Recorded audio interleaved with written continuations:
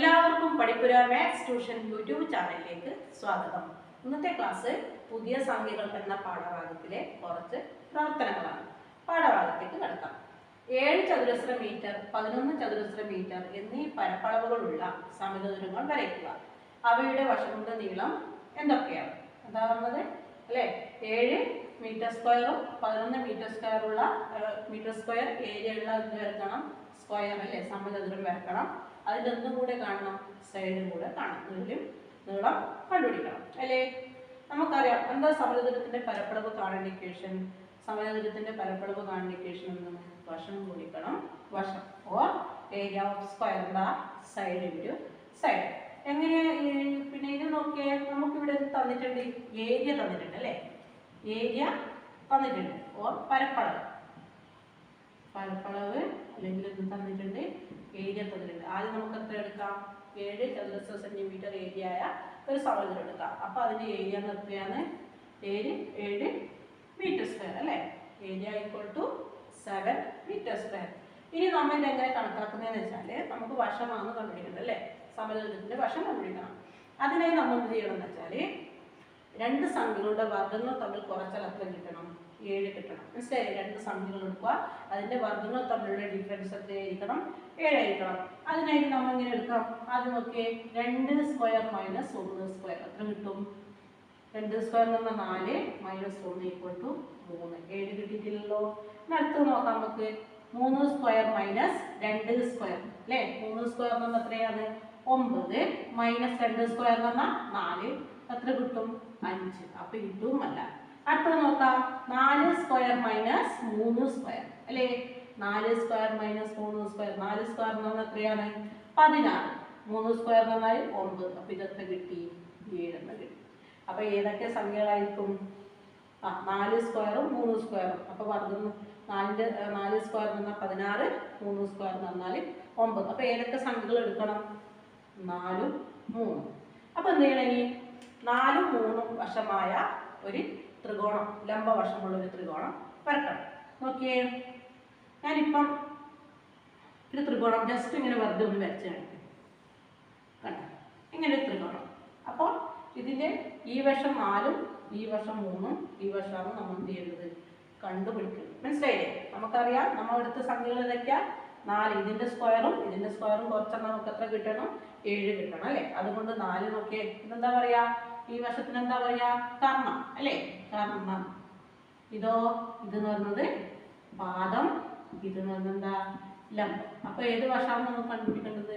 ലംബ വശമാണ് കണ്ടുപിടിക്കുന്നത്. എന്താ പൈതഗോറസ് തിയറം ഓർ പൈതഗോറസ് സിദ്ധാന്തം എന്ന് പറഞ്ഞാല് എന്താ? Hypotenuse square is equal to എന്താണ്? ലംബം സ്ക്വയർ പ്ലസ് പാദം സ്ക്വയർ. ലംബം സ്ക്വയർ എന്ന് ഇംഗ്ലീഷിൽ പറയാം altitude. Altitude square plus base square. മനസ്സിലായില്ലേ? ബേസ് സ്ക്വയർ എന്താ Malayalam? Karnam square is equal to എന്താ?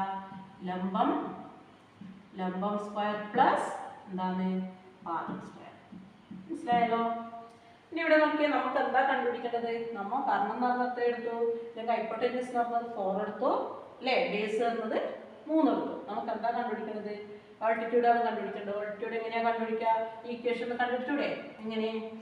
ലംബം സ്ക്വയർ ഈസ് ഈക്വൽ ടു ലംബം square or altitude. Altitude is equal to altitude square is equal to എന്ത് കിട്ടും?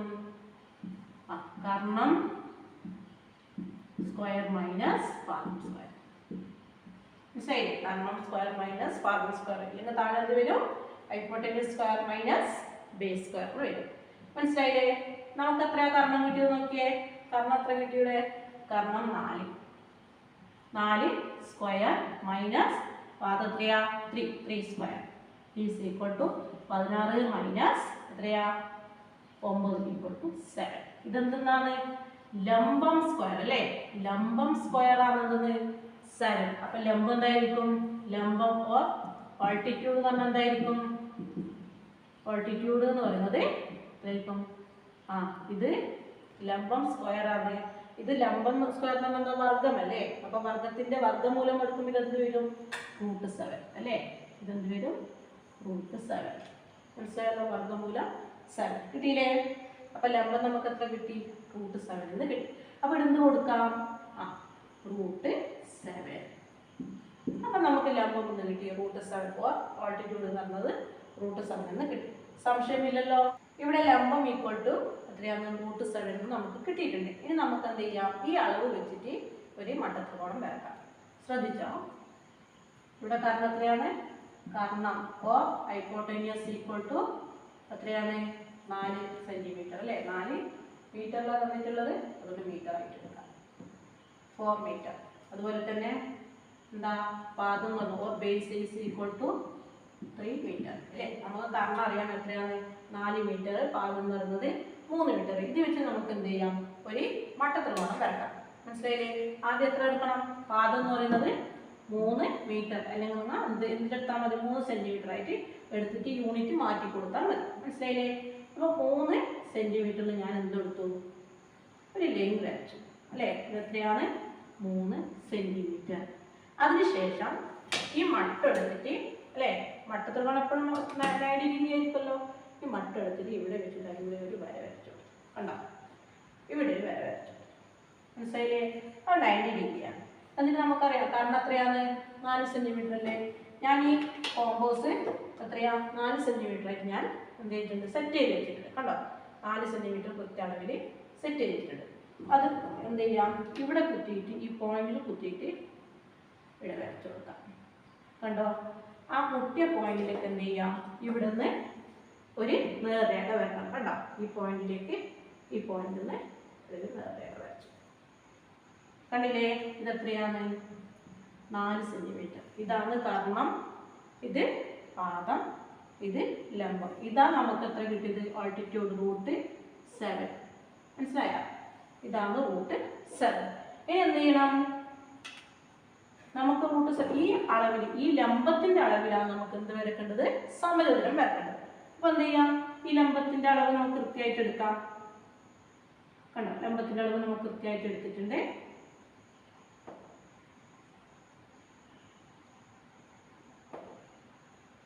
ലംബത്തിന്റെ അളവ് കൃത്യമായിട്ട് എടുത്തിട്ടുണ്ട്. എന്നിട്ട് എന്ത് ചെയ്യാം?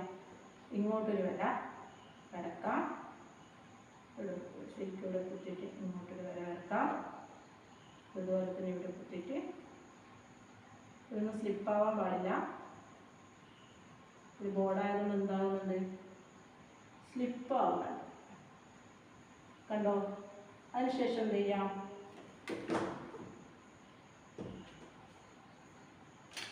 ഈ സ്കെയിൽ എടുത്തിട്ട് ഇതിലൂടെ എന്ത് ചെയ്യാം? ഒരു നേർരേഖ വരക്കാം.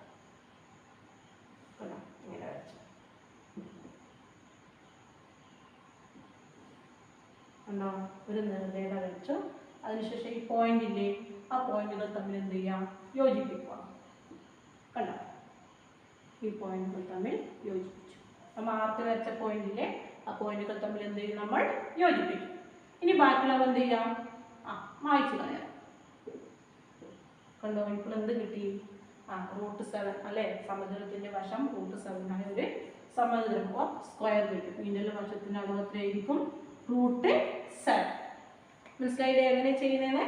ആദ്യം എന്ത് ചെയ്യാം? 3 സെന്റിമീറ്റർ ഉള്ള പാദമുള്ള എന്ത് ചെയ്യാം? ഒരു നേർരേഖ വരക്കുക. അതിനുശേഷം ഈ പോയിന്റിൽ കുത്തിയിട്ട് 4 സെന്റിമീറ്റർ അടയാളപ്പെടുത്തുക. അടയാളപ്പെടുത്തിയതിനു ശേഷം അത് ജോയിൻ ചെയ്യുക. അത് ജോയിൻ ചെയ്ത് കഴിഞ്ഞാൽ നമുക്ക് എന്ത് കിട്ടും? ഇവിടെ ഒരു പോയിന്റും ഇവിടെ ഒരു പോയിന്റും കിട്ടും. അത് തമ്മിൽ ജോയിൻ ചെയ്യുക. അതാണ് നമുക്ക് എന്താണ്? √7 ആയിട്ട് കിട്ടും. പിന്നെ പറയുന്നത് എന്താ?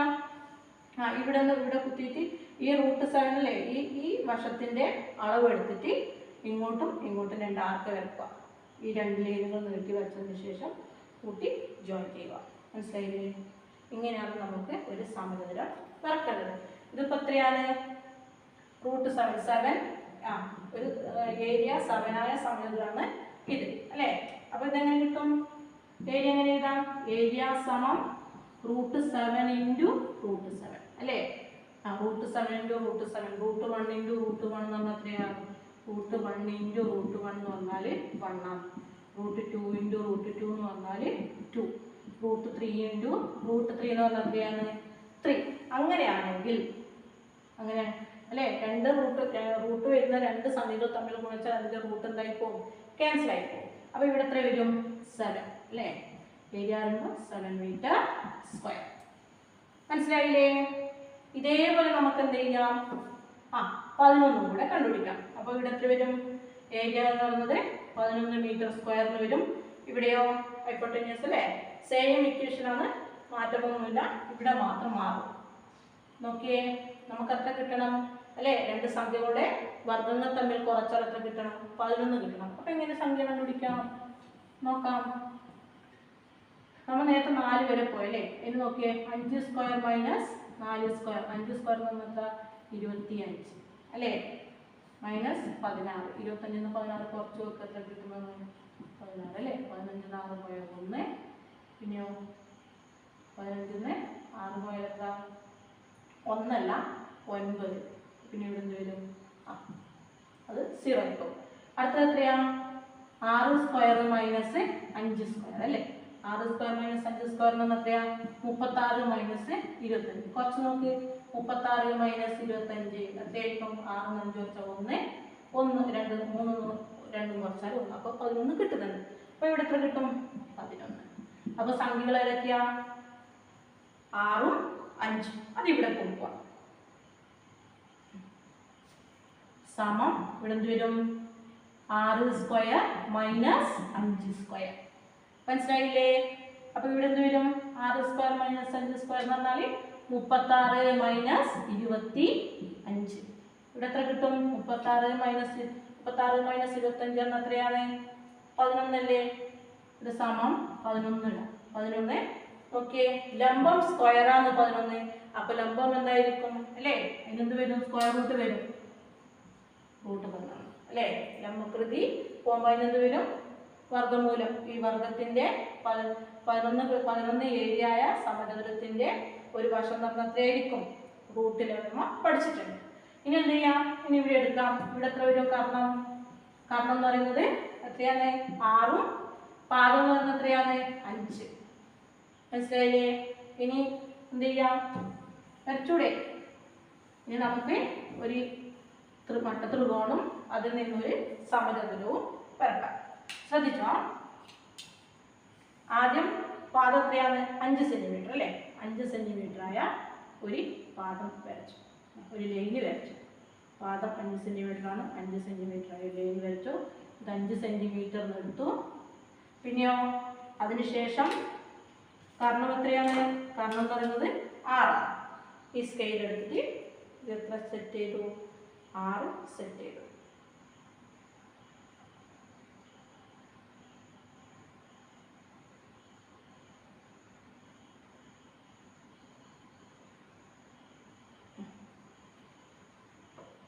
ഞാൻ കുറച്ച് മുകളിൽ കുത്തുന്നുണ്ട്, കാരണം 6 എത്തുന്നില്ല. കണ്ടല്ലോ? അതിനുശേഷം ഈ പൊട്ടാറ്റോ ഉപയോഗിച്ച് ഇതിൻ്റെ ലംബവശം നീട്ടി വരയ്ക്കുകയാണ് അല്ലേ? നീട്ടി വരച്ചു. അപ്പോൾ എവിടെയാണ് മുട്ടുന്നത്? ഇവിടെയാണ് മുട്ടുന്നത് അല്ലേ? ആ പോയിന്റിലേക്ക് എന്ത് ചെയ്തു? ഇങ്ങനെ വരച്ചു. കണ്ടോ? ഇതെത്രയാണ്? 6 സെന്റിമീറ്റർ. നിങ്ങൾ കൃത്യ അളവെടുത്ത് വരക്കണം. എനിക്കിത് എത്താത്തതുകൊണ്ടാണ് ഞാനിങ്ങനെ വരക്കുന്നത്. ഇനി എന്ത് ചെയ്യാം? അതിനുശേഷം ഈ വശം നമുക്കറിയില്ല എത്രയാണെന്ന്. റൂട്ട് 11.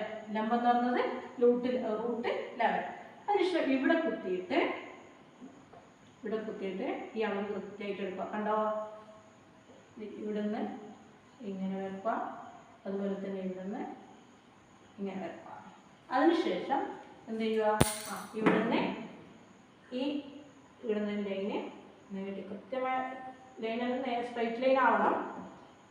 നേർരേഖ വരച്ചു കൊടുത്തു. കണ്ടോ? അതിനുശേഷം ഇത് ഇങ്ങോട്ട് കൂട്ടിച്ചു. കണ്ടോ? നമുക്കെന്ത് കിട്ടി? ഒരു സമചതുരം കിട്ടി. ഇതിൻ്റെ ഒരു വശം എത്രയാണ്? റൂട്ട് 11 ആയ എന്ത് കിട്ടി? റൂട്ട് 11 വശമായ ഒരു സമചതുരം കിട്ടി. മനസ്സിലായില്ലേ? അപ്പോൾ എങ്ങനെയാണ് ഒരു സമചതുരം വരക്കേണ്ടതെന്ന് മനസ്സിലായില്ലേ? അപ്പോൾ ഇപ്പോൾ നമ്മൾ എന്തെല്ലാം വരച്ചു?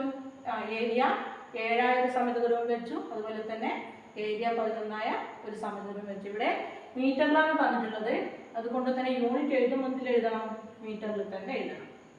മനസ്സിലായില്ലേ? ഇനി അടുത്ത ക്വസ്റ്റ്യനിലേക്ക് കടക്കാം. ചിത്രത്തിലെ സമചതുരത്തിന്റെ പരപ്പളവ് എത്രയാണ്? ഒരു വശത്തിന്റെ നീളം എത്രയാണ്? അല്ലേ, ഇവിടെ ചിത്രം തന്നിട്ടുണ്ട്. ഈ ചിത്രത്തിന്റെ പരപ്പളവും നീളവും കണ്ടുപിടിക്കണം. നമ്മൾ മുമ്പത്തെ ക്വസ്റ്റ്യനിൽ എന്താ ചെയ്തത്? അല്ലെ, ഈ രണ്ട് വശങ്ങളും കണ്ടുപിടിച്ചതിന് ശേഷം ഈ ലംബവശം കണ്ടുപിടിച്ചു. അല്ലെ, അതിനുശേഷമാണ് നമ്മൾ എന്ത് കണ്ടുപിടിച്ചത്? സമചതുരം കണ്ടുപിടിച്ചത്. ഇവിടെ നിന്ന് തന്നിട്ടുണ്ട്, പാദവും തന്നിട്ടുണ്ട്, കർണവും തന്നിട്ടുണ്ട്. എന്ത് കണ്ടുപിടിക്കണം? ലംബം കണ്ടുപിടിക്കണം. അല്ലേ, എന്താണ്? ബേസും തന്നിട്ടുണ്ട്, ഹൈപ്പോട്ടന്യൂസും തന്നിട്ടുണ്ട്. എന്താ കണ്ടുപിടിക്കേണ്ടത്? അൾട്ടിറ്റ്യൂഡ്. നമുക്ക് ഇക്വേഷൻ എഴുതിയാലോ? എന്താ പൈതഗോറസ് തിയറം? എന്താ? കർണം സ്ക്വയർ. അല്ലേ, കർണം സ്ക്വയർ ഈക്വൽ ടു എന്താ? പാദം സ്ക്വയർ പ്ലസ് ലംബം സ്ക്വയർ. അല്ലേ, എന്താ ഇതിന്റെ English? Hypotenuse square is equal to base square. ഇത് എങ്ങനെ വേണമെങ്കിലും എഴുതാം. ലംബം സ്ക്വയർ പ്ലസ് പാദം സ്ക്വയർ എഴുതാം, പാദം സ്ക്വയർ പ്ലസ് ലംബം സ്ക്വയർ, ബേസ് സ്ക്വയർ പ്ലസ് എന്താണ്? Altitude square. അല്ലേ, ഇവിടെ നമുക്ക് എന്തെല്ലാം തന്നിട്ടുണ്ട്? പാദവും തന്നിട്ടുണ്ട്, കർണവും തന്നിട്ടുണ്ട്. എന്താ കണ്ടുപിടിക്കേണ്ടത്? ലംബമാണ് കണ്ടുപിടിക്കുന്നത്. അപ്പൊ എങ്ങനെ എഴുതാം? ആൾട്ടിറ്റ്യൂഡ് സ്ക്വയർ ഓർ ലംബം സ്ക്വയർ ഈസ് ഈക്വൽ ടു എന്ത് കിട്ടും? കർണം സ്ക്വയർ മൈനസ് പാദം സ്ക്വയർ. മനസ്സിലായില്ലേ? ഇതിന്റെ ഇംഗ്ലീഷ് ഇവിടെ കൊടുത്തിട്ടുണ്ട്. ഇനി നോക്കിയേ, എത്ര കർണം നടന്നത്? 3.5 ഹോൾ സ്ക്വയർ മൈനസ് 1.5. അല്ലേ, ഹോൾ സ്ക്വയർ എത്ര? 35 15. നോക്കിയേ, 35ന്റെ സ്ക്വയർ കണം 35 × 35. അല്ലേ, 35 സ്ക്വയർ എന്ന് എന്താർത്ഥം? 3.5 സ്ക്വയർ. അതിന്റെ പോയിന്റ് മാറ്റി ഞാൻ എന്താക്കി? 35 എന്ന് എടുത്തു. പിന്നെ ഉത്തരം കിട്ടിയതിന് ശേഷം എന്ത് വിട്ടു കൊടുത്താൽ മതി? പോയിന്റ് ഇട്ട് കൊടുത്താൽ മതി. അപ്പോൾ 5 × 5 എത്ര? 25. 2 ശിഷ്ടം. 3 15 2 17. 3 15 3 9 9 10. എത്ര കിട്ടി? 5 7 5 12. അല്ലേ, 2 1. ഇത് ശിഷ്ടം ബാക്കിയില്ലേ? അത് 1 എത്ര കൂടി? അപ്പോൾ 1225. അപ്പോൾ ഇവിടെ എത്ര കിട്ടും? എത്രയാ? 2 സ്ഥാനല്ലേ മാറ്റുന്നത്? വീണ്ടും വരും. അപ്പോൾ 2 സ്ഥാനം കഴിഞ്ഞ് കുത്തുള്ളൂ. അപ്പോൾ 12.25 മൈനസ് എത്രയാ? 1.5 എന്ന് പറഞ്ഞാൽ 15 ആയിട്ട് എടുത്തു. പോയിന്റ് മാറ്റിയിട്ട് 15 ആയിട്ട് എടുത്തു. എത്ര കിട്ടും? 5 25 25. 2 ശിഷ്ടം. 4 5 5 2 7. അല്ലേ, പിന്നെയോ 4 5 5 4 1 1. എത്ര കിട്ടി? 5 7 5 12. 1 225. അപ്പോൾ എത്ര വരും? 2.25. മനസ്സിലായില്ലേ? ഇനി ഇത് കുറച്ച് നോക്കാം നമുക്ക്. എത്രയാ? 12.25 മൈനസ് 2.25. ഇതെന്തിനാ കാണിച്ചതെന്ന് വെച്ചാൽ, ഇത് അറിയാത്തവരോ ആൾക്കാരും ഉണ്ടാവും. പോയിന്റ് വരുമ്പോൾ എങ്ങനെയാണ് കുറക്കേണ്ടത് അറിയാത്തവരുണ്ട്. അതിന് വേണ്ടിയിട്ടാണ് ഞാൻ ഡീറ്റെയിൽഡ് ആയിട്ട് ചെയ്തിരുന്നത്. 5 × 5 കുറച്ച് എത്ര? 0. 2 × 2 കുറച്ചാൽ 0. അല്ലേ, 12 ന്ന് 2 പോയാൽ എത്രയാണ്? 12 ന്ന് 2 പോയാൽ 10. അപ്പോൾ എത്ര കിട്ടിയ ആൻസർ? 10. അപ്പോൾ ലംബം എന്ന് പറയുന്നത് നോക്ക്, ലംബം സ്ക്വയർ. അല്ലേ, ലംബം സ്ക്വയർ ആണ് 10. അപ്പോൾ ലംബം ഓർ ആൾട്ടിറ്റ്യൂഡ് എത്രയായിരിക്കും കിട്ടുക?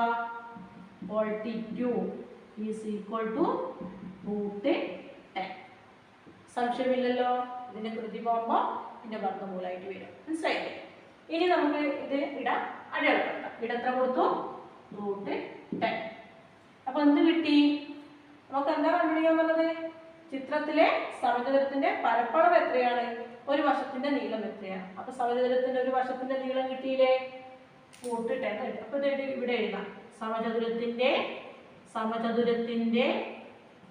ഒരു വശത്തിന്റെ നീളം, അല്ലേ, ഒരു വശത്തിന്റെ നീളം എന്ന് പറയുന്നത് എത്രയാ? നീളം സമം √10. അല്ലേ, അപ്പൊ ഏരിയ എന്തായിരിക്കും? ഏരിയ ഓർ പരപ്പളവ് എന്ന് പറയുന്നത് സമം എന്തായിരിക്കും? √10 × √10.